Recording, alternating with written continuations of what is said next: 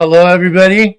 Um, Today, I I am so excited about this. This is so cool.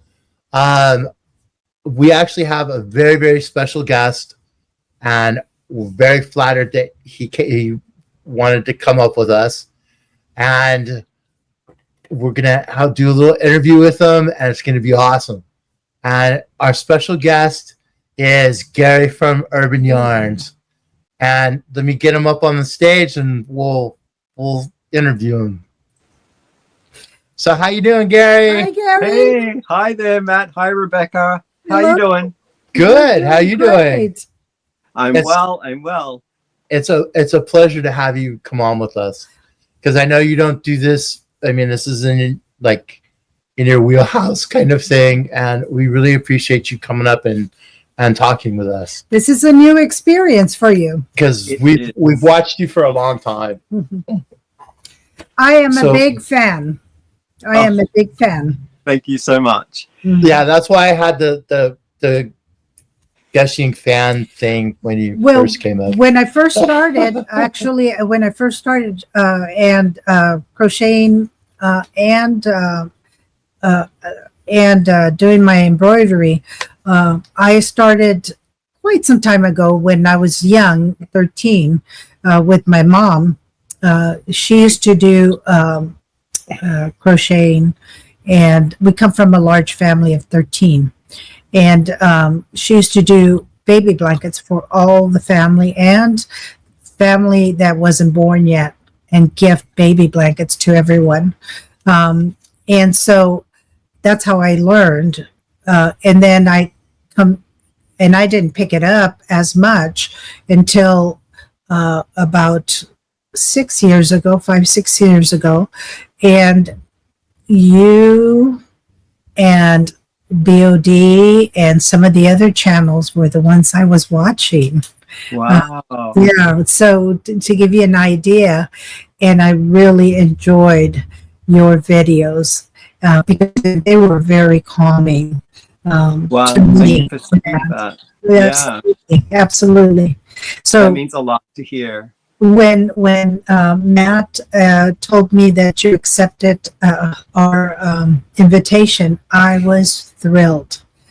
So both of us are really excited, because about the time, when we were all staying home because of, that COVID. little virus, that's when I picked up knitting. And Mhm, she was watching you as I was picking up the knitting. mhm, So it inspired me to want to do it more, mhm, like to get as good as what you were mhm. doing, like some of the shawls and some of the stuff that you were doing. So you're an inspiration.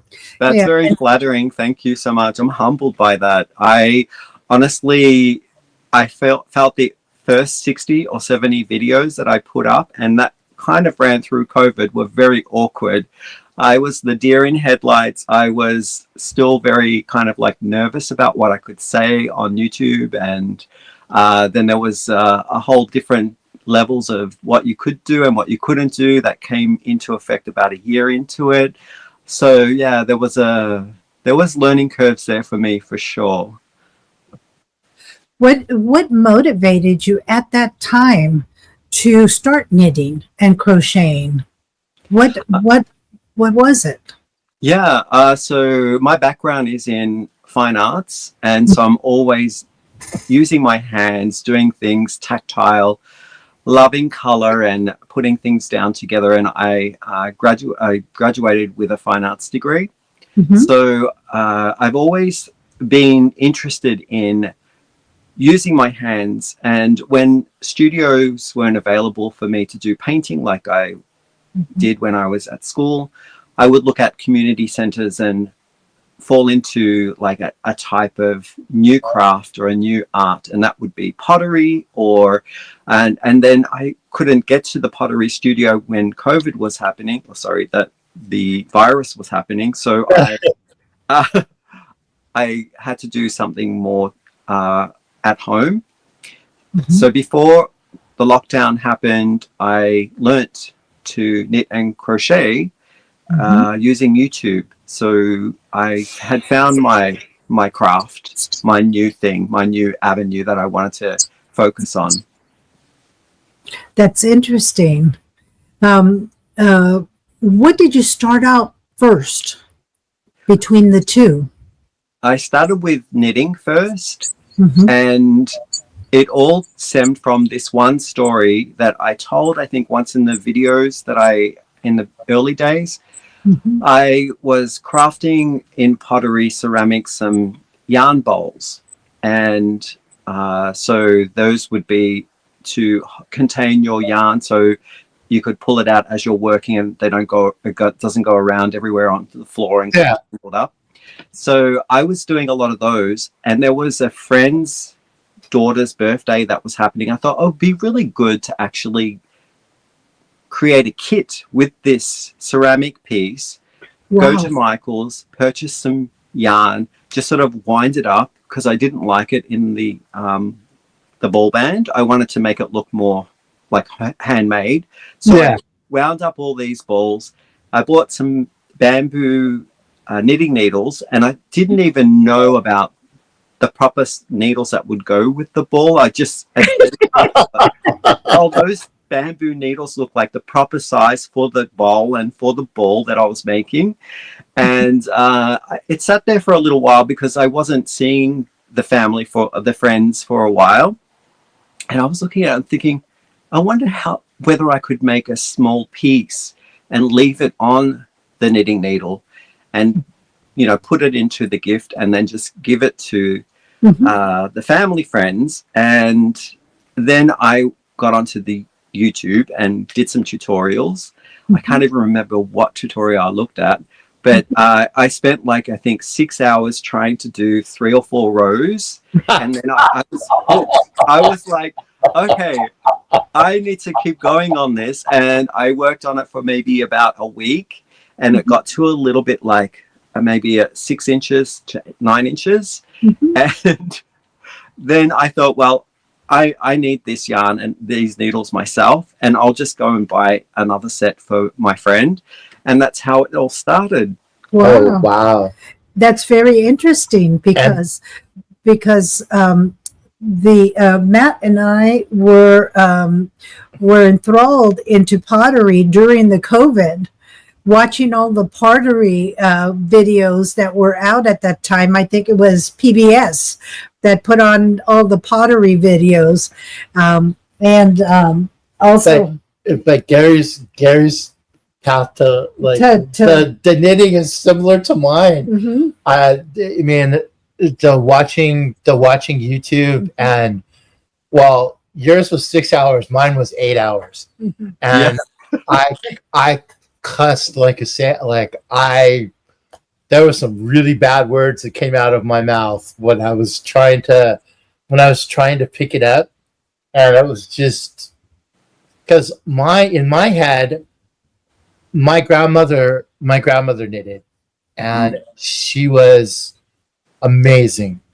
Like, she could watch the TV and look at my grandfather and talk to us, and and I thought watching her, it made it look so easy. So I was like, what could go wrong with 2 sticks and a piece of yarn? And I found out there was a whole lot that could go wrong. That's beautiful how and he did it because his arthritis was acting up during COVID. And so I said, try knitting and see how, because a lot of football players used to knit. I said, there's a lot of men out there that really do knit and crochet.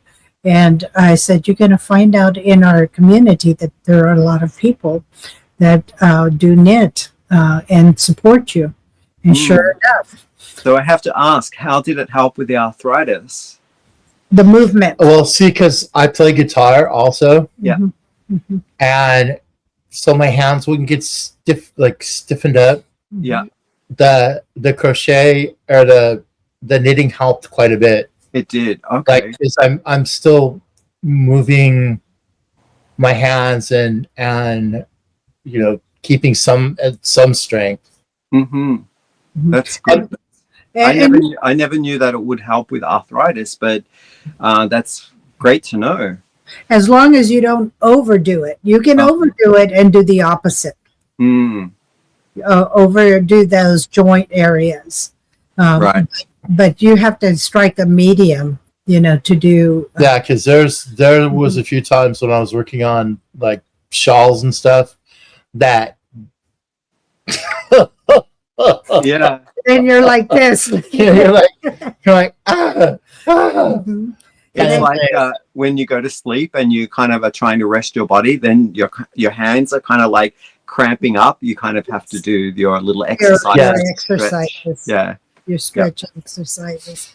Mhm. Or have to go in and get some shots put into your joints. Yeah, Which mine's is what he mine's at the point where I had to get shots. So, Wow. So but I still I still do it because I really love it. So the next question, which leads to the next question, and you did answer part of this question. You did have another hobby, which was a pottery. Do you have other hobbies that? Yeah, I really like drawing. I think that comes in my notebook a lot when I'm writing my ideas down. So if it is with designing, I haven't really done too much designing, but when I have an idea or if I have a plan with yarn to try it out on a different pattern or one of my own, I can do some illustration and get a feel for the colors and how they're going to work up together, but also draw other things as well that interest me, because I think it's the background from fine art school. So Wow. Wow.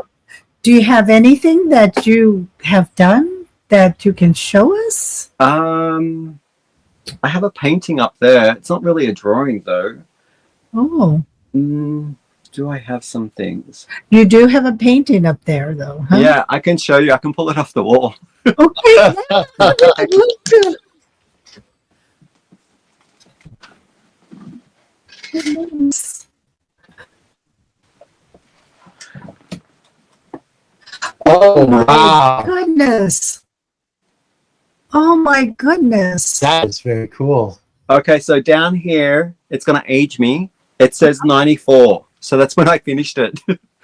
94? 94. Oh my 1994. goodness. Some people weren't even alive that are watching this right now. Yeah. That's okay. That's okay. You're That's good. very You're cool. in good company. Yes. Oh my gosh. That's beautiful. Now, are you into music or woodwork or anything else like that? No, I like listening to music, but I don't have the brain for language or music, because a lot of reading music is kind of using that side of your brain Yes. where you're kind of needing to interpret, and then somehow that interpretation goes through your body, Mhm. and you can, play the instrument or whatever, use the If you're- language. On the music thing, since I know you're from Australia, what about Cold Chisel or Hunters and Collectors? Yes, those were the 80s bands that I listened to, and the radios always played those bands, like In Excess, And it's- definitely Jimmy Barnes, Cold Jimmy Chisel. Barnes. Yeah. Yeah. If you ever watch our YouTube, we like to kind of hit music tones, because I love jazz and I love pop and I love different genres of music, and he likes rock, Yeah. heavy metal. Yeah. And so we mix it up a little bit. Yeah. And we do throw in a little bit of country in there too, because we do have some country fans. And so. And the Skyhooks were about that time. Mhm. Skyhooks, yep. That was with Shirley Strawn, I think his name was. Yeah, he died not too a while ago. Yeah. I guess it was broadcast in Australia because he's kind of an icon. and not many other people outside of Australia knew who Skyhooks were. Skyhooks. Yeah, yeah, Yeah, he was like in a helicopter crash or something. yeah, yeah. I'm not sure how he passed. Oh goodness. Are you?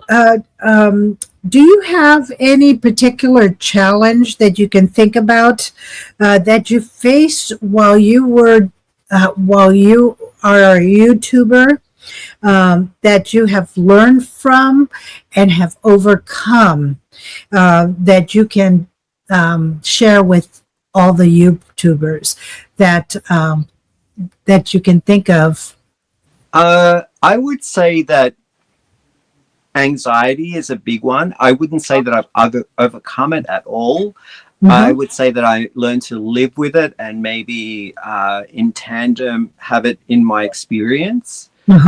So definitely having the YouTube channel has helped me find ways of coping, I guess, if that's the proper word, Yes. with the anxiety, the levels of like,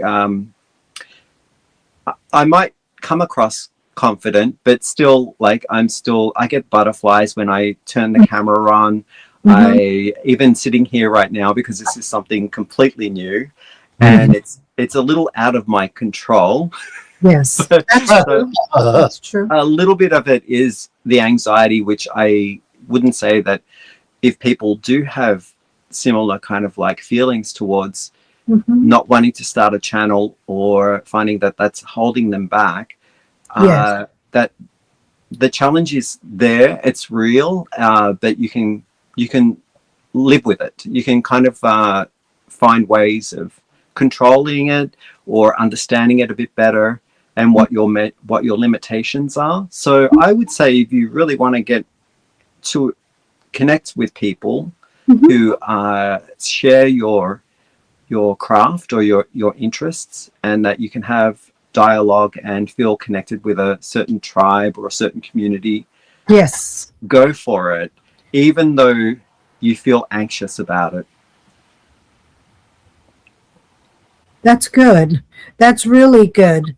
I used to have anxiety. Well, every now and then I still do. And one of the things that one of my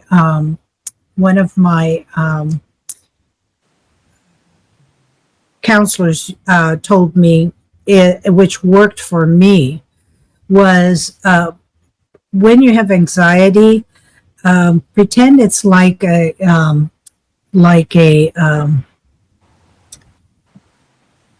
cloud going through you, okay, or a breeze, and let it just go through you. Let that anxiety just go through you, and once it goes through you, it's gone.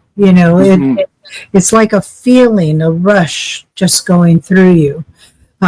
Allowing it to go through you is the biggest. And I think sometimes anxiety is a mixture of excitement and fear. It's like that blend of excitement and fear. So like if you can find a balance between the two, you can find a way to not be crippled by it.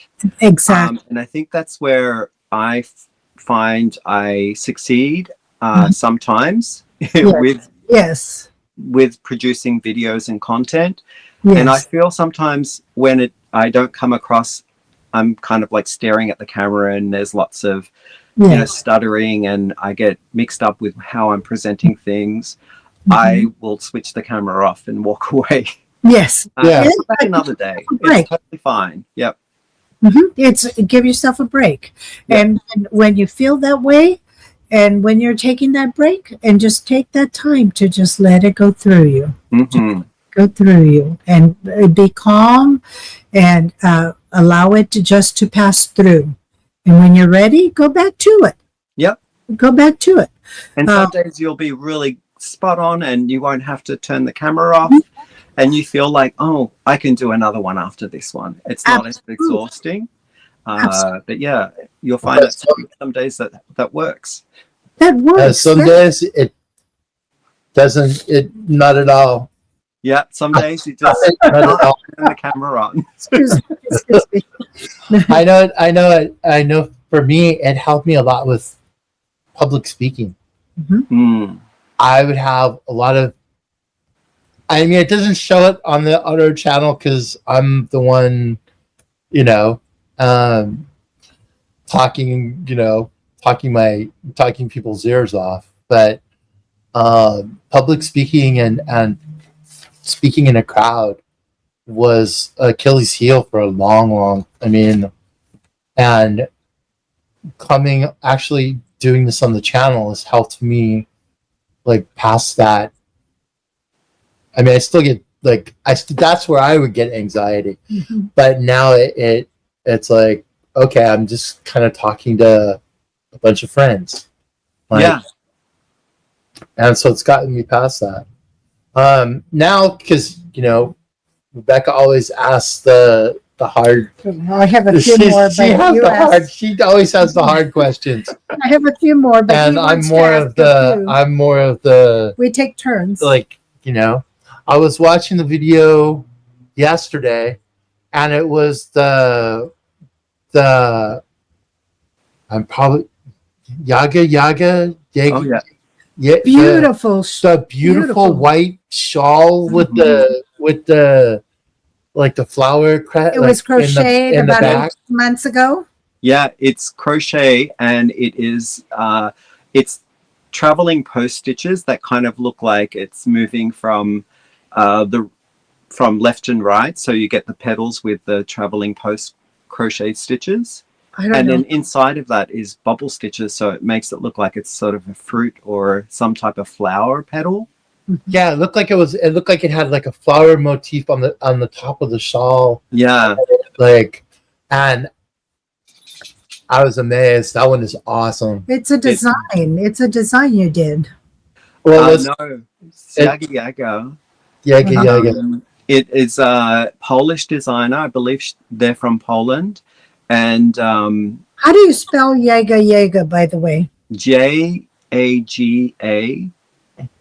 and then again repeated the same word. Yaga Yaga. Jaga.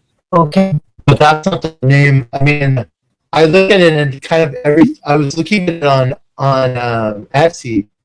Yeah. And it kind of falls like everything is kind of that. Etsy. Like it falls under that name. Mm-hmm. Yeah. It does. It is a designer. Her name, I believe, is Johann, but it's I don't know how it's spelled precisely, but there's an interesting last name that she has, a family name. And please go to his website and get that information because he posted it on that tutorial. Yeah. That video. Yes, it's on the description. Yeah. I didn't do a tutorial on it. It was just finished work that I showed that I did, and I bought the whole.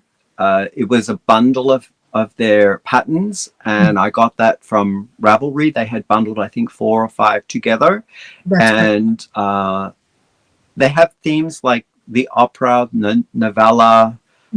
There's acts, different designs, and they call them the act or the volume, and they're wonderful patterns. It's beautiful. Now the patterns are all in Polish, or they're in They're charted patterns, so you need to be able to read charts. I think that's good. And there is a small amount of written content, and it's both in Polish and English. But it's the bulk of it, I'd say 90% of it is in chart form, and then there is some overarching instruction that you read as English. Yeah. Oh, right on. No, because I'm at the point where I want to, try my hand at that. I saw that channel and I'm like, that is so beautiful. I want to see how far I can, like, if I can get it done. Because I haven't been crocheting that long. Yeah, I think what you do is just take one stitch at a time, one row, because it starts in the center and you're doing it from the top of the triangle piece and it grows out in the triangle formation. You can kind of they start you off like straight into the heavy patterning. So Mhm. if you are doing short rows, you can always pull it back and try again. So Mhm. it's easy that is happening in close quarters at the beginning. Mhm. And then once you feel like you've succeeded in a small area, I think there's maybe the first 18 rows or something that has that heavy design, then Mhm. it's pretty much you feel like you're invincible, that you can get the whole thing done. Yeah. Because the most pattern is right there on On the like the On the back start piece. of the triangle. Yeah. Mhm. Yep. And then you did it with a Stanley cake.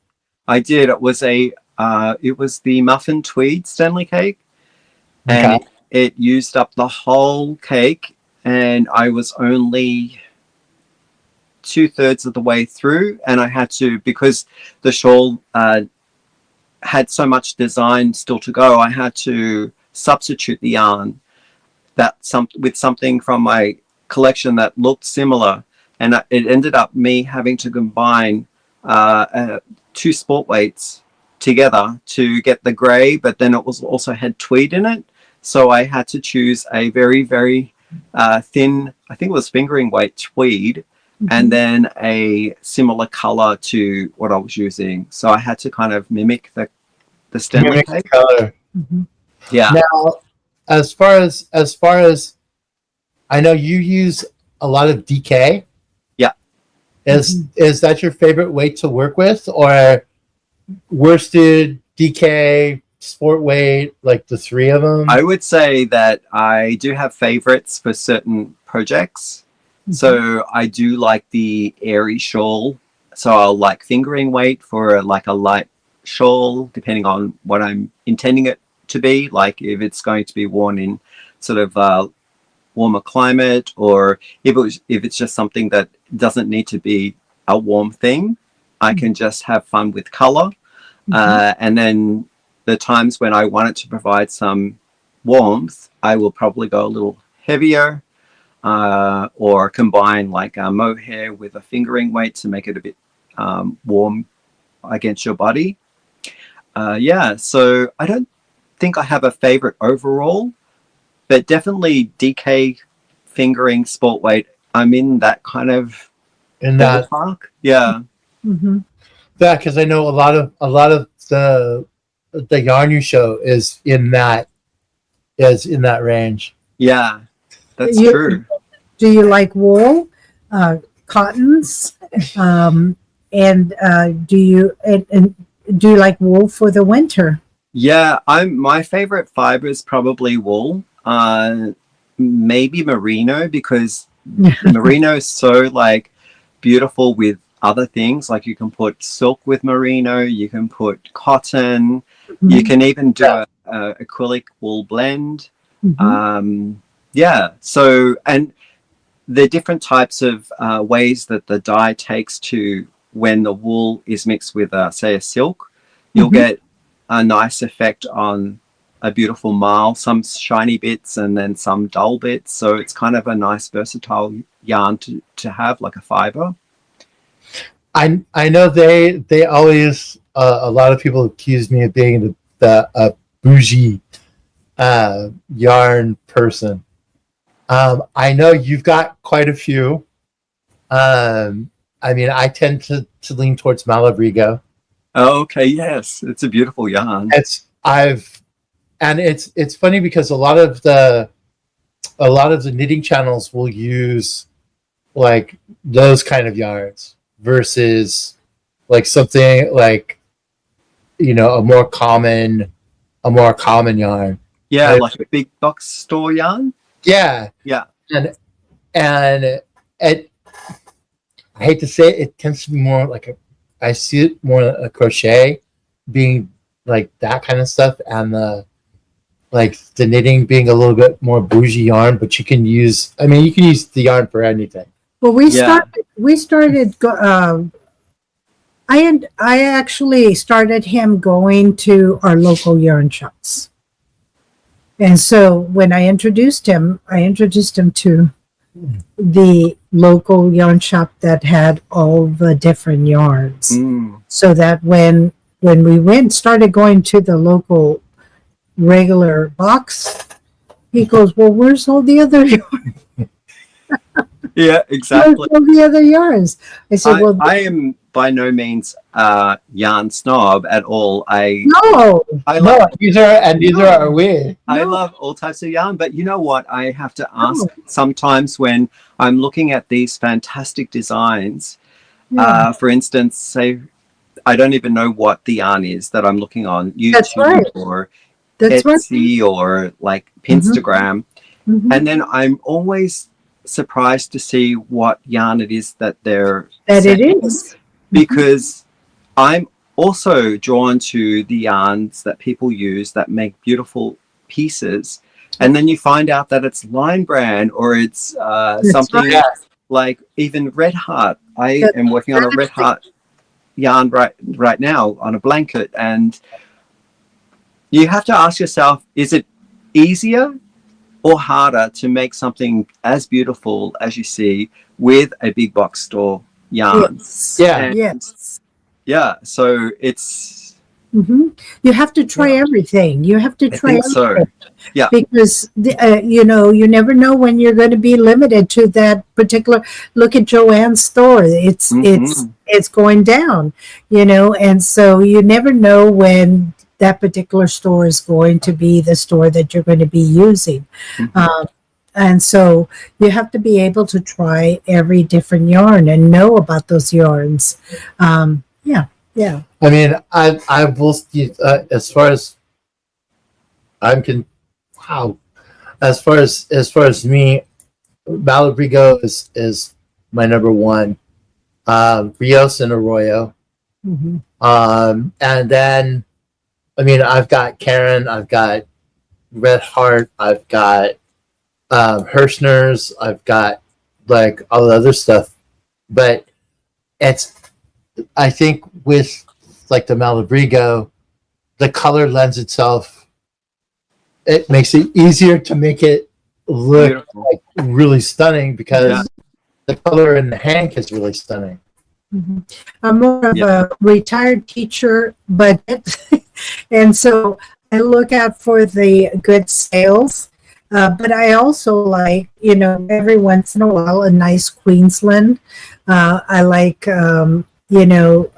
cottons, and I do like, you know, some of the what's the other one? Because she tends to like cotton Uh, and that kind of fiber, and I tend to like more the like animal fibers mhm. Mm. There are certain ones that are like because you like Juniper Moon Juniper Farms. Moon Farms, that have that soft texture, Yeah. uh, and to make certain projects that are really warm and soft at the same time, and it has to be allergy, you know, uh, um, that keep you from Itching itching. because That's Do important. you she's have very allergies? sensitive to it.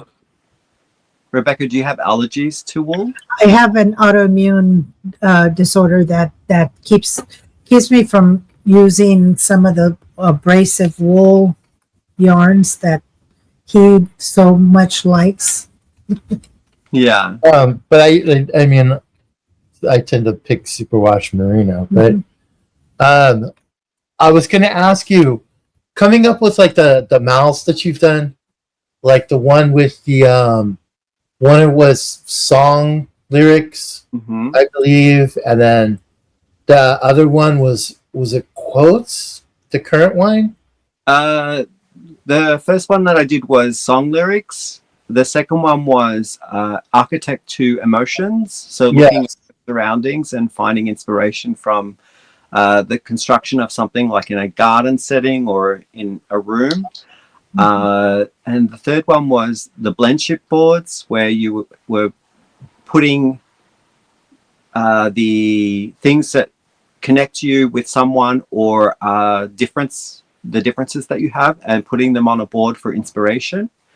And the one right now is what's your fade, what's your rainbow, and the theme is like what's your superpower as well, right? So like yeah. And how did you come up with the idea with the? I mean, just from like a temperature blanket kind of thing, or? When I started it, I was like getting a lot of questions from the viewership asking how I manage the colors and do the colors in my projects. Beautiful. So I thought, well, a mood board's a good way to start, like when you're thinking about how you want to use your colors. And I do a lot of play in my yarn room with leftover yarn, so I'm not so precious about cracking into a new hank or a cake or whatever. I'm like, well, this has all been used. Let's just play with what's left over. And I think the mood board helped explain how I do the playing, and people could then join in with creating their mood boards and play with color. And I think everyone has their own expression, their palettes that they gravitate to. And it's just bringing out what it is that they want to say with their colors, because there's so many colors out there, and then combinations of them.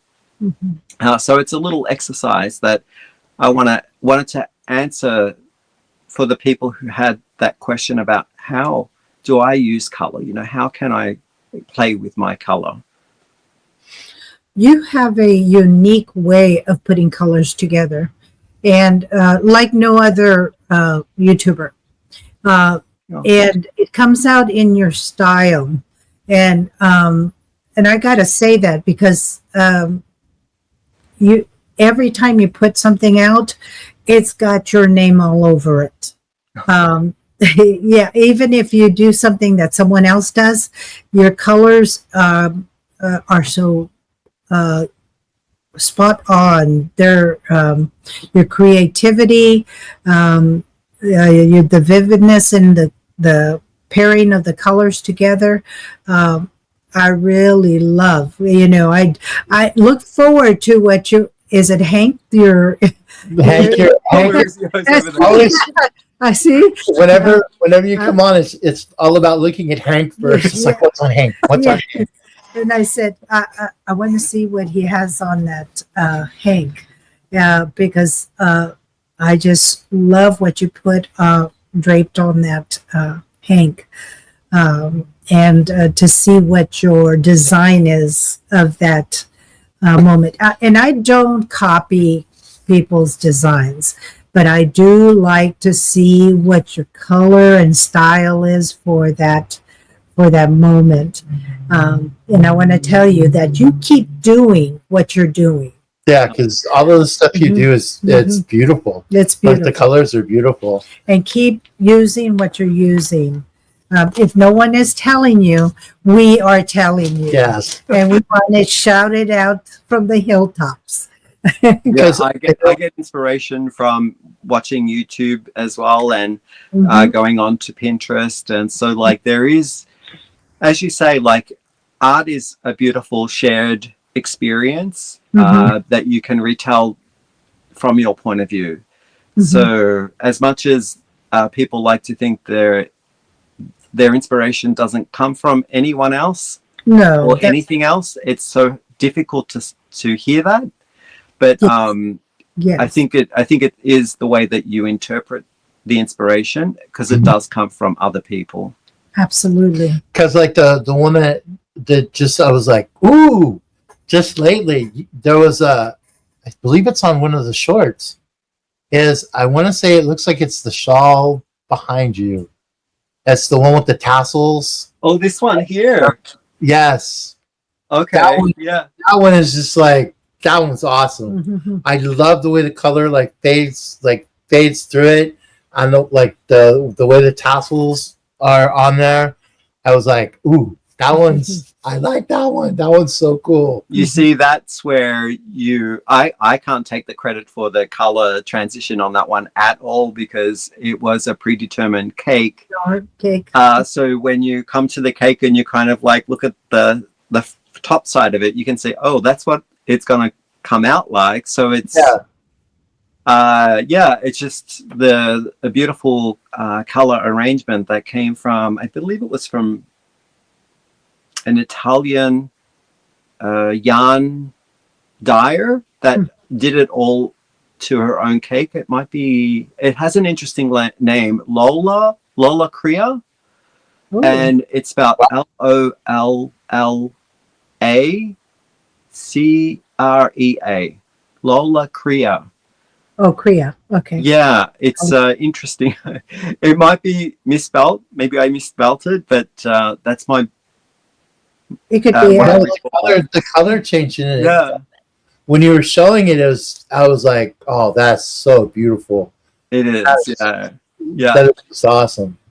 I can show you one thing that I just finished for my current mood board Mel, which is the hero one. What's your super power? Mm-hmm. If you want to see it, is that the Easter one, or is that a different one? It's this one here. It's got to get up and get it. It's right behind the camera. Whoops.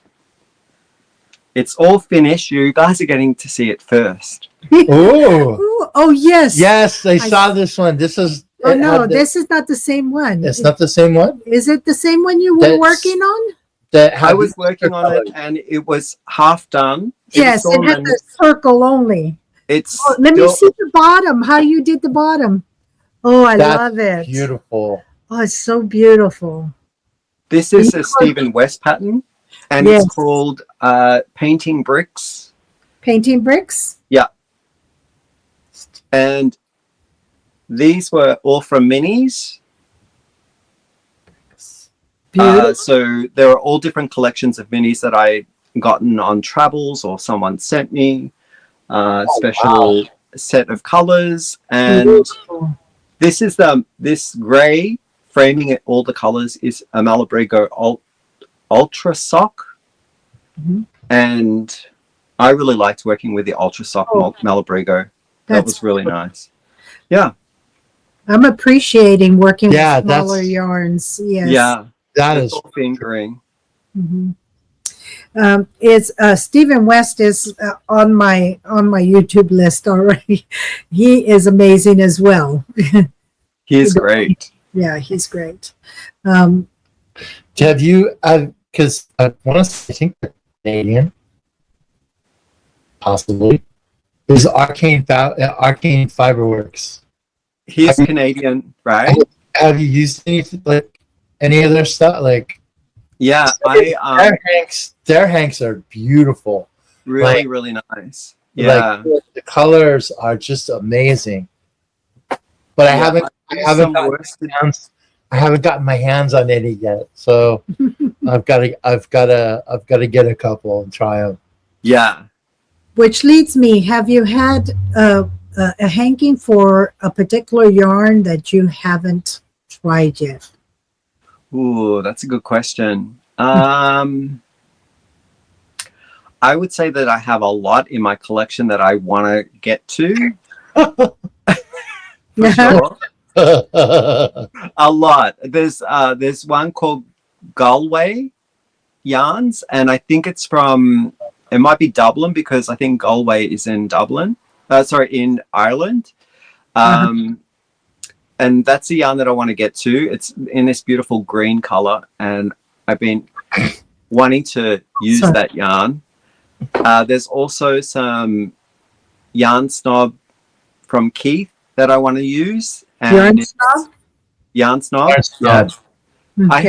I have used it in crochet, but I want to try it in knitting. There's a whole bunch. There's a lot of hand dyes from Canada that I want to try. Rose Hill, I think, is from Canada. Rose Hill yarns, and I'm looking over there because they're all on my shelf. They're all saying like, "Oh, use me next. Use me next."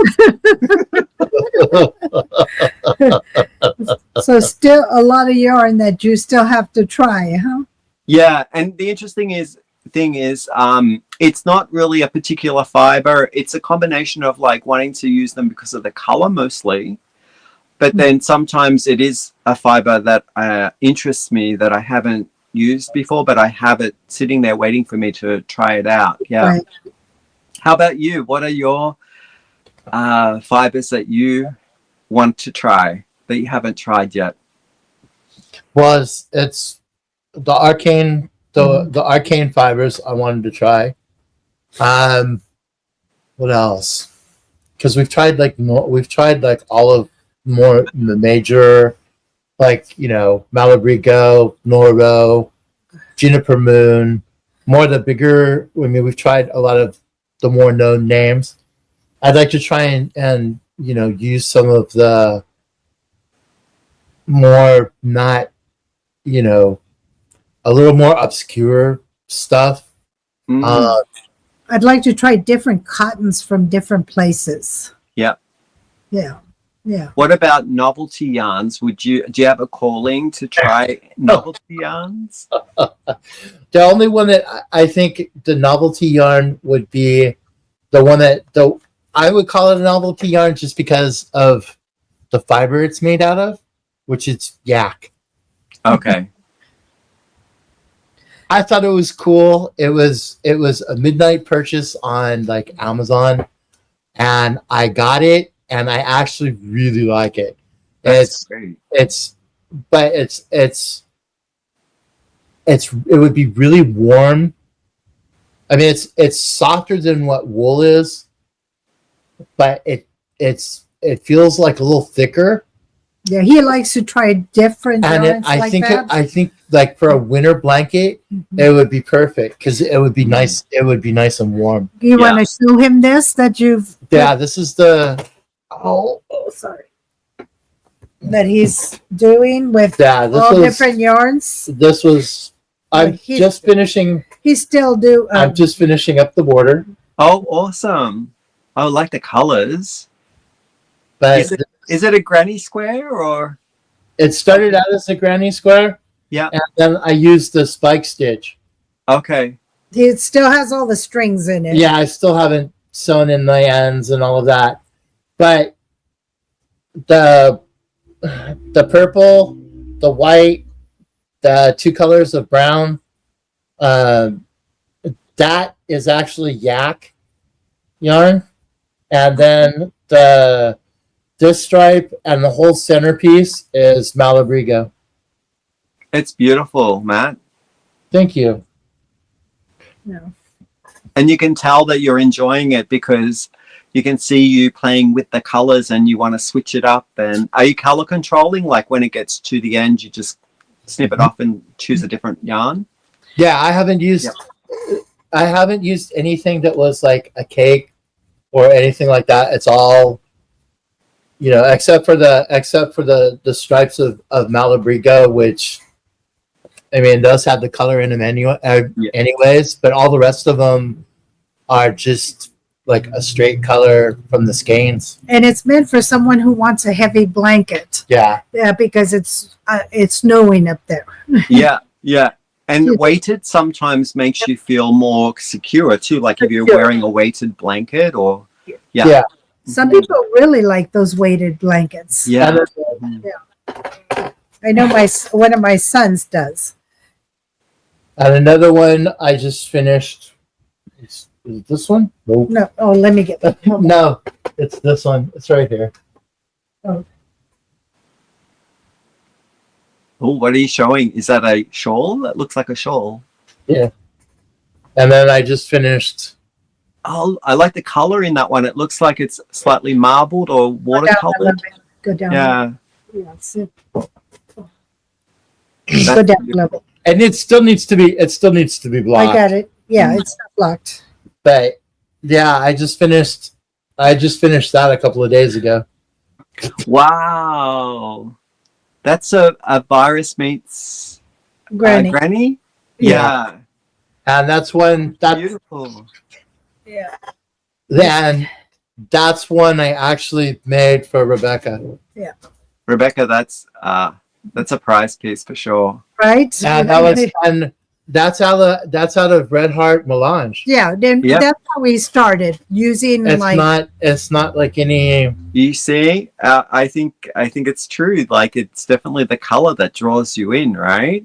Mhm. When Yeah. you look at something like that, and obviously the stitch work, because it's a beautiful pattern, and you see the windows where they should be, and it's beautiful you. texture. Yeah. which And this is the one. oh, he wants to show you one more. Yeah, one more. This one's He's working on this one right now. speaking of Is speaking of using like a 2/8. This was my venture into like the sport weight, which you can test to because you're working on projects like this. and I found it takes a little longer than a normal. Come on. And then I'll ask you another question. That's beautiful. And that is one of his. That's his Design. yarn design. Yep. From Because I talked to Rena. Rena's that does the yarn, and she actually came up with like my own specific yarn colors. color cake. Palette. Yeah, that's awesome. So what did you call it? Is it called the matte color? No, it's called Graciosa. Oh, Graciosa. Are you Italian? No, I'm Portuguese. Portuguese. part Oh, I'm so Italian. sorry. I don't know my language very well, do I? Oh no, it's for my family. Yeah. Because my family is actually from the island of Graciosa in the Azores. Yeah. So it was kind of a tribute to like my family. Yeah. And then it has the Portuguese. Here's the rest of the cake. The cake, yeah. To see what colors are coming up. So that's yellow, reds, and greens. That's the white and yellow. Uh-huh. And then these are the next colors. You can't hardly see Push it. Yeah. but those are the next colors that are coming up. Oh, that looks great. Yeah. Beautiful. And then dark blues and So the last one is a dark blue black. Yeah. That's gonna end it off very nicely, like the dark blue. Yeah, around the edge. And Yeah. then there's two options. There's this one was the white to blue, and then she also has one that's blue from blue to white. Okay. Yep. So it's the white in the center. And the pattern that you chose for that one, it looks like, is it a virus kind of shawl thing again? Yeah. Because I mean, I hadn't used that light of yarn, so I wanted something that I knew I kind of, to get my feet wet. I knew what the pattern was, so I could concentrate more on my stitches and being a little bit better with the smaller yarn. Which was a pattern from It's Fiber Spider's pattern. Fiber Spider. Mm-hmm. He's great. Yeah, he's very creative. We love him. Yeah. I was going to ask you which crochet hooks do you prefer? I learned on Susan Bates, so I have like a soft spot for Susan Bates hooks, but I have used other ones as well. And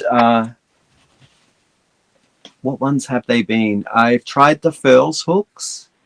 Mm-hmm. And I find that I need to be a little bit more focused when I'm using Furls hooks, because I find that the hook sometimes doesn't grab onto anything and it just slides right out of my stitch. Mm-hmm. It's only because I haven't I'm not holding it properly, so it slips sometimes in my hand. What other ones have I used?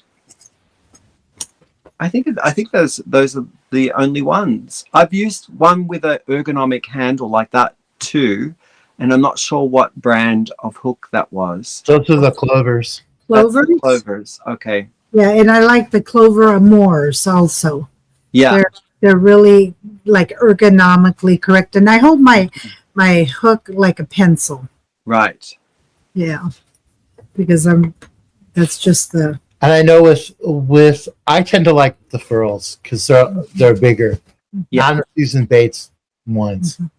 So And so what I found using the smaller yarn is this is one of the furls resin ones, Mm-hmm.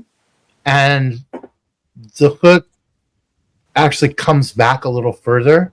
So when I go to catch the yarn, it's a little easier with at least and he has bigger hands. yeah. Yeah. So the furls really work for him. Yep.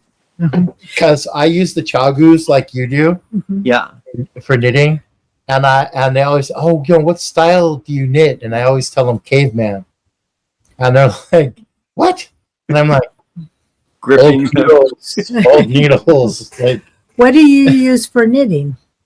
I use chagu, Oh, very and that's kind of my go-to. I really like them, but if I have them parked in other projects, I don't mind picking up another style. I've used Licky. Is that how you pronounce it? Licky? oh, I know Yeah. which ones. I know which Yes. ones you're talking about. Yeah, and I've also used Haya.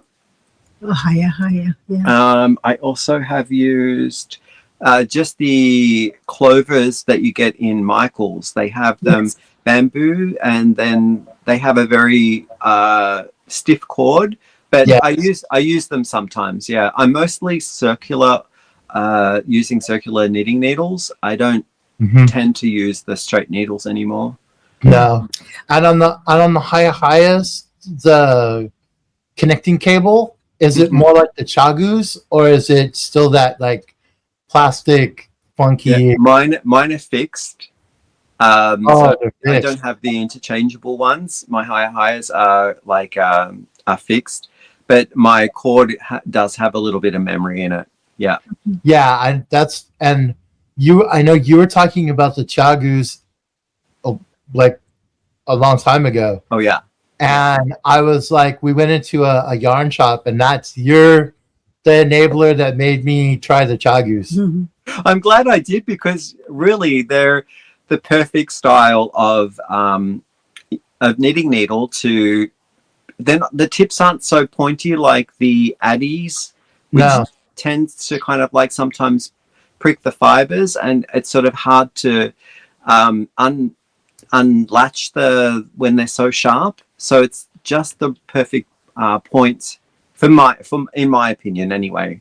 yeah, I'm sure that other people have their favorites. And honestly, when you learn from one tool, I think it's hard to feel that you can appreciate and the other brands as much as people who have learnt from those brands. Mhm. So I don't know, but I think the chagu came later to me because I was such an expensive purchase Mhm. that I had lots of great friends who were around my area saying, "Oh, I've got a set of Addies. Try them for a week. Tell me whether that works." And that's when I found that was kind of a little bit too sharp for me. And especially my fingers, I always tap the needle point end when I'm going to on with my stitches. So if I'm actually tapping that one, I was finding I was perforating my skin. yeah, because for some odd reason, I use the side of my finger, like Yeah. I do it this way, Mm-hmm. and so yeah, I was like, okay, this is Yeah.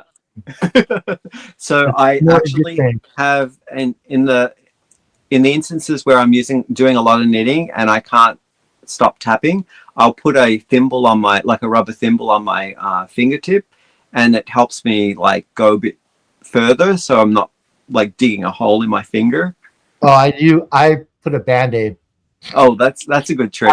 I put a band-aid around because I use the I push with the side of my finger. Mhm. And I put a band-aid around it so I can keep going. Well, I would like to ask you one more final question before Okay. concluding. And we want to thank you, first of all, for everything you have done for us Yes, and giving us the opportunity to interview you. We have found out quite a bit about you in this interview.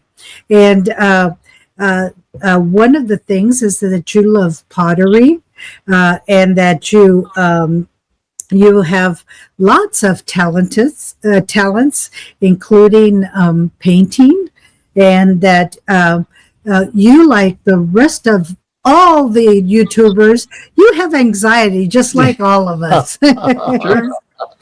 you you but have given you us make it look you easy, have Gabe. given us some of the ways that we can cope with anxiety, as well as given us your ways to also deal with how to create and do our own YouTube projects, like give our color game boards, look at your garden to create, and what are our superpowers, right? You have given us some ideas, like use your Susan Bates, and given us some creative outlets like the Lola Crea Italian yarn. You are a very talented human being, and we really appreciate you. Now, I have to say thank you for the invitation as well.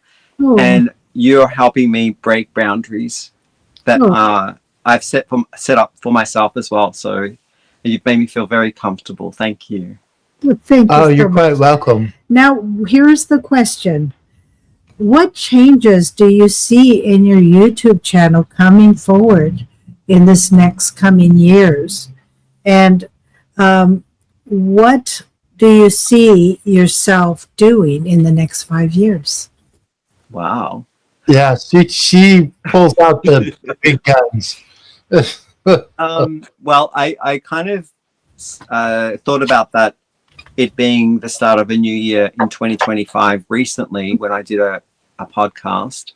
Mm-hmm. And the forecast for me is pretty much still continuing on with what I'm doing, because my channel is very much an entry, like a journal, that initially when I started it was just to document my steps within how I am evolving as a creator, Mm-hmm. and what challenges I have, and sharing that with the community and looking for like-minded people and making connections. So I think I'm going to still keep that as the primary objective for the channel. Mm-hmm. But for work-wise, when I'm thinking what my challenge is for what patterns to pick, or if I'm going to be branching off and doing something different, I think for me, it will be trying new techniques would be a definite thing that will come across in the next 12 months. And that might be learning the brioche and doing something a bit more challenging with brioche and lace in knitting. If it's crochet, I'd love to do a little bit more on short rows crochet, because it does look to me like brioche. Mm-hmm. And I have done 2 pieces in short row crochet, which sparked the inspiration to go further with it. Mm-hmm. And I haven't seen too many things out there along the way of combining short row crochet, which gives that brioche, Mm-hmm. with open lace crochet. Mm-hmm. So, and I know there's beautiful knit patterns that are out there that you can do that use brioche and lace. And lace. Mm-hmm. So I think, I don't know if any designers are out there watching this that do crochet, but yes, please, I'll put my hand up to try a pattern, short rows and lace in crochet. Yeah, Tunisian is another one that I'd like to try in the next 12 months. 5 years from now that I've said that my foundation, or the objective of the channel is to keep this a journal. I'm not too sure whether anything's going to change, to be honest. Maybe when I retire from work and the channel I've got more time to spend with the channel, it may do a drastic change somewhere along the way. Mm-hmm. Maybe tutorials might come up then, or I can spend some more time on the channel. But for now, it's pretty much going to be the same. Mm-hmm. And from watching you, that's okay with me. Because I mean, like we were talking earlier, listening to you, describing the yarn and all of that, it's very calming. Mm-hmm. It's very, soothing to hear you talking about colors and talking about your projects and all of that. So if it stays the same, just for this subscriber, I'm cool with that. Yeah, I think my pace is quite slow for what's out there right now, with people wanting to do lots of different things for their channels, which is great, and it keeps the interest level up and it engages with a lot more pockets of people. But I only have a certain amount of time in the week to devote to the channel. Yeah. And so those are the things that I kind of, the work itself, I love creating, and it's the process. So I don't need to show a multitude of different things. Yeah. It's just the way it works out for me. Like sometimes if they're smaller projects, I'll get through a few more. And sometimes if they're bigger projects, like I just finished the Nature's Walk blanket, which took me 18 months. Ooh. But it was like a celebration because I just wove in the last end last night. Well, there you go. And very nice. Very nice. I know that's a big thing. When you get to the last thing, it's like, oh, I know. It's great. It's like I needed to celebrate, and it's a piece now we can enjoy and use. But the process of that wasn't rushed. I just needed to put it down when I needed to put it down, and then pick it up when I was inspired to. So I never hated working on it, and it never lost. I never lost interest in it. So I think you have to listen to yourself as a creator and as a YouTuber on what you can handle, and just absolutely. Or else you're going to get frustrated and burned out. Yeah, you'll get burnt out, and there might be regret, and I'd never want to feel that feeling at all. I want to feel like it's at my pace, and the people that I'm meeting are fantastic, and I want to center myself around positive people. You obviously have a positive vibe going, and I'm looking forward to seeing what you're going to do, especially on the brioche and lace and short rows techniques, your open row crochet designs, and seeing you try all the new yarns that you don't have yet. That you do have, that you want to try. Exactly. You want to try. And you know what? The other thing is, computer technology will be changing also. So, looking forward to what that's going to look like also. So we'll be looking forward to seeing you on the YouTube streets and keeping in touch with you. So with all that said, we're going to not keep you any longer, and please say hello to Chad for us. And I will do that. And I'm sure he's waiting for you. We thank you so much for everything you've done for us, and coming on with us. It's been really, really special for us to have you on.